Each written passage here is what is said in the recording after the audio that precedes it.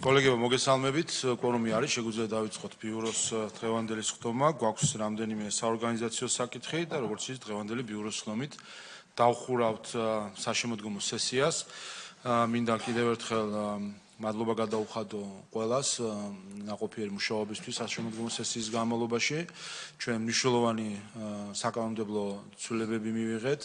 სხვადასხვა მიმართულებით, მათ შორის გამოვყოფთ ინსტიტუციური მიმართულებით მიღებულ რეფორმის პროექტებს, რომელმაც ინსტიტუციური მოწყობა დააბრუნა იმ კონსტიტუციურ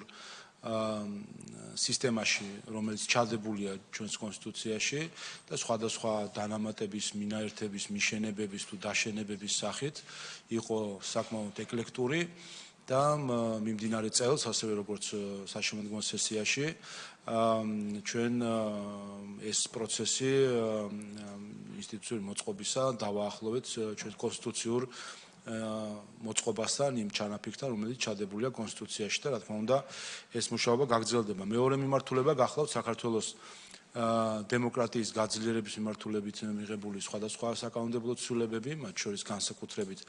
გარე ჩარევებისგან საქართველოს დემოკრატიის დაცვის მიმართულებით და აქაც მნიშვნელოვანი გადაწყვეტილებები იყო წელს და საშემოდგომო სესიის განმავლობაში. გამოსაყოფი არის, რა თქმა უნდა, დიდი პროექტები, როგორც არის მაგალითად საარჩევნო კოდექსი, რომელიც საკმაოდ მოცულობით სამუშაო იქნა ჩატარებული და მინდა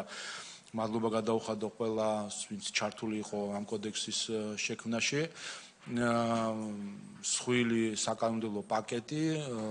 რომელსაც ფაქტობრივად კრიტიკა ვერ მოისმინეთ, ერთადერთი საკითხი იყო მხოლოდ ხასუსვა, ამხელა საარჩევნო კოდექსი მივიღეთ ახალი და მხოლოდ ერთი საკითხი იყო, რომელზეც იყო ზოგიერთი ჯგუფებისგან საუბარი, ეს გახდათ საზღვარგარეთ საარჩევნო უბნებთან დაკავშირებული გახსნის საკითხი, რომელიც ვფიქრობ, რომ რაც რო გადის, ყველა უფრო კარგად ხედავს, არა მხოლოდ საქართველოში, არამედ სხვა ქვეყნებშიც, ხედავთ ევროპაში, ჩვენ მუდმივ ჩივილს იმაზე, თუ როგორ ხდება გარეჩარევა არჩევნებში, ასე რომ აქაც ხედავთ სრულ მხარდაჭერას ჩვენი აუმრჩევლების მხრიდან, რომ საქართველოს უზრუნველყოს ის რომ არჩევნები ჩატარდეს დემოკრატიული პრინციპების გათვალისწინებით, გარეჩარევის მაქსიმალური გამორიცხვის და სწორედ ეს გადაწყვეტილებაც ამას უწყობს ხელს. თუმცა ამის მიღმა კიდევ ერთხელ ხაზგასმით მინდა აღვნიშნო, ამხელა საარჩევნო კოდექსი მივიღეთ ახალი და ამის მიღმა ერთი კრიტიკული რაიმე სხვა შენიშვნაც არ მოგვისმენია, რაც კიდევ ერთხელ ადასტურებს თუ რამდენად მნიშვნელოვანი საქმიანობა გაწია ყველა ვინც ჩართული იყო ამ პროექტის შემუშავებაში და რა თქმა უნდა გამოვყოფთი ასევე განათლების რეფორმის პაკეტს, რომელიც ჩვენ მივიღეთ წლის ბოლოს, რა თქმა უნდა რეფორმა ეს განგრძობადი სამუშაოა, რომელსაც კვლავ დასჭირდება საქართველოს პარლამენტის არა მხოლოდ საკანონმდებლო ჩარევა, იმისთვის რომ შესაბამისი ჩარჩო შეიქმნას, არამედ საქართველოს პარლამენტის საზემდახველო ფუნქციის განხორციელება, რომ რეფორმა მის განხორციელების პროცესში სულად მიაღწიოს იმ მიზნებს, რომელიც დასახული არის უმაღლესი და ზოგადი განათლების რეფორმით. მართლაც ისტორიული პროცესი არის ამ მხრივ, რომელიც თვისებრივად შეცვლის საქართველოში ზოგად და უმაღლეს განათლებას და საქართველოს დაუბრუნებს საკუთარი უმაღლესი განათლებით სიამაყის გრძნობას და ეს არის მნიშვნელოვანი, რომ ჩვენ ვამაყობდეთ ჩვენი უმაღლესი განათლებით, როგორც შეგვეძლო მათ შორის იმ თაობებს, რომელმაც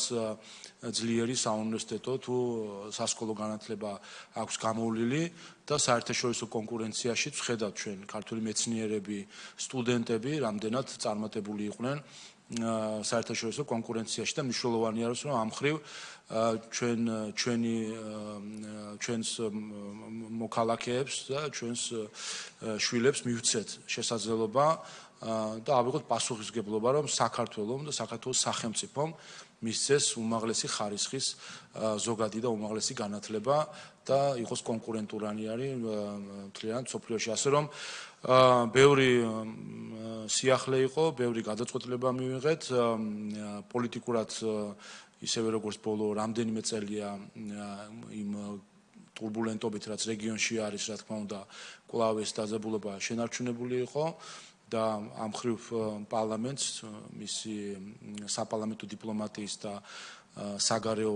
ამ მხრივ ურთიერთობის თვალსაზრისითაც, რა თქმა უნდა, მნიშვნელოვანი ფუნქცია ჰქონდა. მინდა მადლობა გადაუხადო ყველას, ვინც სხვადასხვა დელეგაციაში იყო ჩართული საპარლამენტო დიპლომატიის განხორციელების მხრივ და სხვადასხვა ორგანიზაციაში წარმოადგენდა საქართველოს პარლამენტის ხმას. ჩვენ ამ წელს, როგორც სახელმწიფო,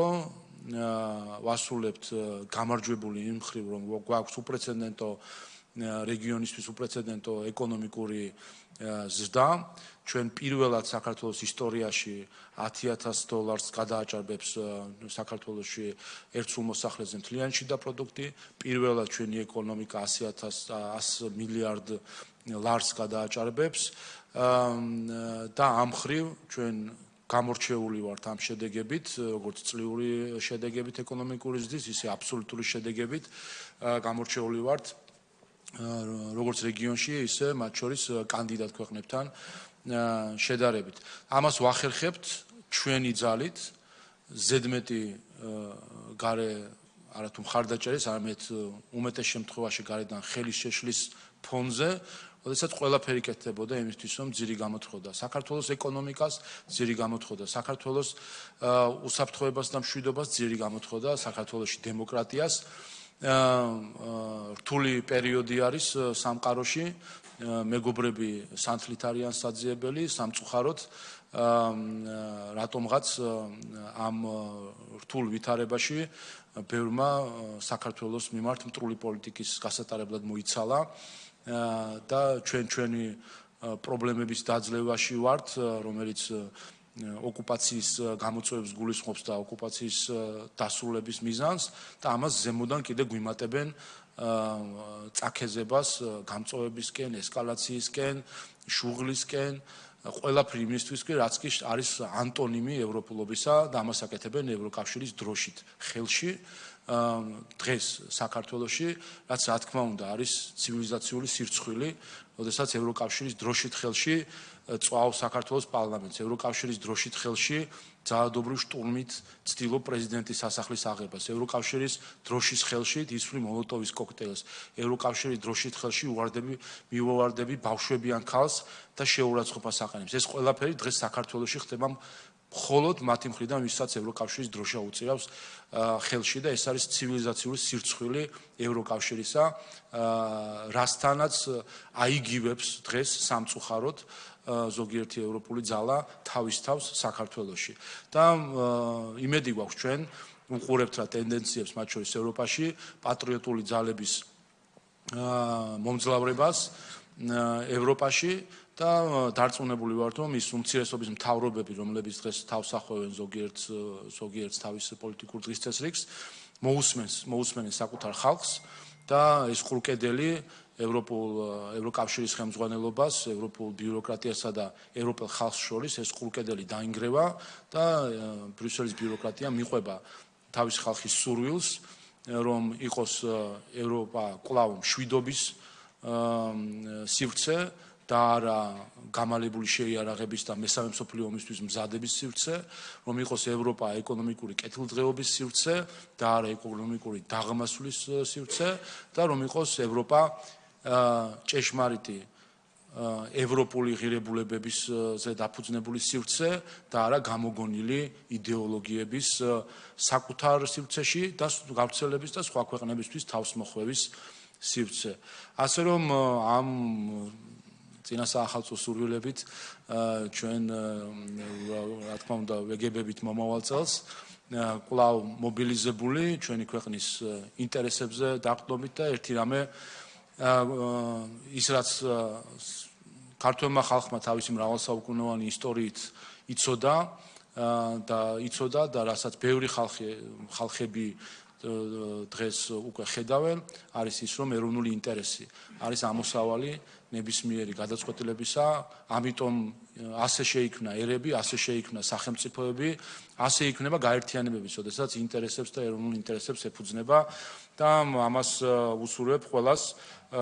პოლიტიკურად, რომ საკუთარ ხალხს მოусმინოს ყველა ხელისუფლება ეს იქნებოდა ჩვენი სურვილი სხვა ქვეყნების ხელისუფლებების მიმართ, რომ მიბაძონ საქართველოს ხელისუფლებას, ყური დაუგდონ საკუთარ ხალხს და იმოქმედონ საკუთარი ხალხის ინტერესებით და არა მოჩვენებითი გლობალისტური მიზნების მსახურებით, რომელიც საბოლოო ჯამში ირკვევა, რომ მხოლოდ ქიმერა არის ხოლმე და ისე ადვილად იცვლება მისი ავტორების მხრიდან, როგორც